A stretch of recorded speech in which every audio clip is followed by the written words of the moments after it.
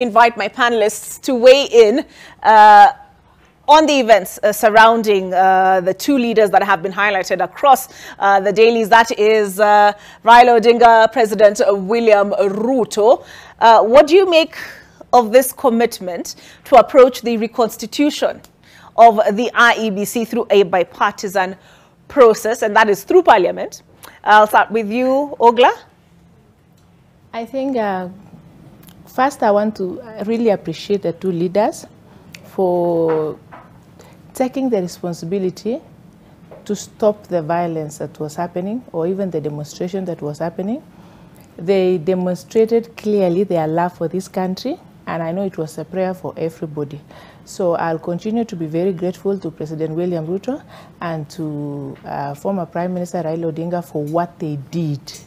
Yesterday, all Kenyans were afraid to do anything, even to leave their houses. But we thank God that by morning, we had a nation. And we were not again put into that pain of seeing a child dying in a house in Kibera, a very painful scene. A very innocent child that just died, who could have been maybe the next president or another big leader in this country. So I'm very grateful for that. As for the decision to have a bipartisan talk, I think, again, they have done, for me, a very noble thing, because they returned this discussion to the people representatives. Parliament was elected to represent the people of Kenya. And many times when we have some of these problems, we've always said we wish the Parliament were given room to interrogate these matters, or some of the matters, before they are taken over outside. And so to take it to Parliament to discuss the way forward, for me, again, is another good decision that the two leaders have made. Okay, Professor Winnie Mitula, good morning. Good morning, good morning. What did you make of the development? The president held a press conference on Sunday evening.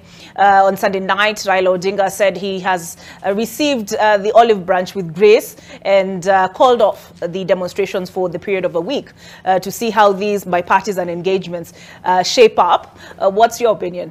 Well, it was a relief to the nation, because a lot of people were very worried about Kenya because there was tension, and this tension was not just restricted to politicians who were actually the ones fighting, but everybody else. So to that extent, there was a lot of relief.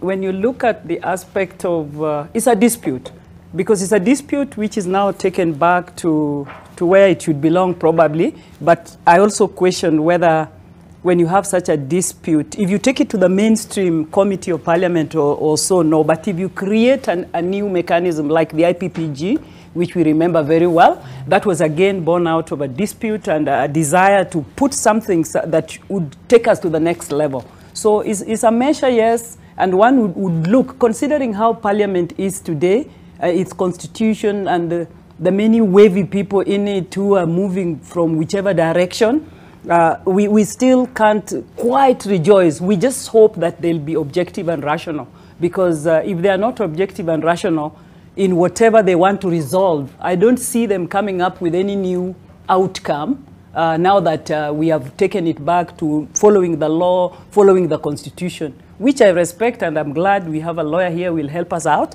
because yes, you can go the legal way, but the legal way sometimes also doesn't work when the disputes are of this kind of nature. So I'm watching to see the mechanism that they'll put that will make it work to resolve where we find ourselves now, so that at least we can agree, especially the contention over the panel. Which is already moving anyway. It's a very complex issue, actually, which I don't think legal will resolve. It will be a lot of give and take. Okay. Your response, Baneka, Mariam Baneka? Thank you very much, Olive, for inviting me here today and my panelists. So I think first and foremost, it was a very good move by the president to change the tone at the top. It's very, very important. For once, we saw a situation where the country came first, and the quick response by the Right Honorable Raila was also very instructive to show that it's not about their interests, it's about the country. And I believe everyone on either side, especially the hardliners, needs to take a cue from the president and from Raila Odinga, because it's very important to remember that in any political contest, whatever the outcome, and in such a contested election, very, very hot election, where the umpire also came under the glare, of scrutiny, it leaves a lot of questions in Kenyans' minds. And so their supporters obviously took very hardline positions. You have the one side that says we won, take it or leave it, live with it. You have the other side that says they're not satisfied, and we take the conversation back to the streets. And you've seen what that has done, and it's been building up. And so very hardline positions taken, bringing the country to a crescendo of tension and animosity. But be that as it may, the instructive word here is bipartisan approach. And I like what you said in your tweet yesterday, that you're going to be taking a bipartisan approach to this discussion. But it's always good to remember that Kenyans have a lot of faith in the Constitution, in the law. Actually, whenever we see political contests, at the back of our minds, we always know that we will be fine because the law is there for us. But now you have a situation here that Professor Winnie is talking about, that she doesn't know whether the law is actually going to be the cure. And that's a very important point, because the law is actually created by a political process. So it takes a lot of statesmanship for the president and Raila to talk about the bipartisan approach, and I believe that's where the answer actually lies. Okay. Yes. I'm hearing a lot of cautious optimism in line of backing the Standard front page, which talks about how this news was received with jubilation across the country. They've listed traders, church leaders, and politicians hoping for long-lasting. I think that's the key, right? A long-lasting solution. How do we not find ourselves the next election cycle back where we are now? Florence, yes. Was it inevitable in your view? Yes, I mean, the last time I was here, it was the day after the first one. And I was saying, this thing would have ended at 10 a.m.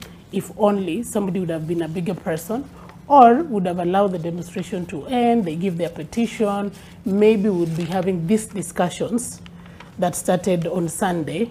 They would have started on Tuesday, 21st. But nevertheless, it has taken us, it reminds me of, I don't know if you used to write a lot of inshas, but I used to do. There was this one, we were told one day to write an insha of amani haiji ila kwa incha ya upanga. Like, it seems in this country we have to fight a bit for us to get some breakthrough. We never just get breakthroughs. We really just have to fight a bit for somebody to say, oh, okay, fine, now let's talk. Because we didn't need to get here. But nevertheless, we're here. I was happy. It also happened on a Sunday, on the day of the Lord, where we had prayed so much for peace in this country. So looking forward to the conversations, the bipartisanism. But for me, sitting here as a woman, I am asking, there are things that took people to the streets beyond IEBC. So as they discuss, let them not forget that unga is important. Let them not forget that, foodstuffs are quite expensive and the cost of living is quite high. And therefore, as the political elite, you might end up discussing IEBC and discussing every other thing and forgetting mwananchi. So let's not forget mwananchi in this particular conversation. It is critical.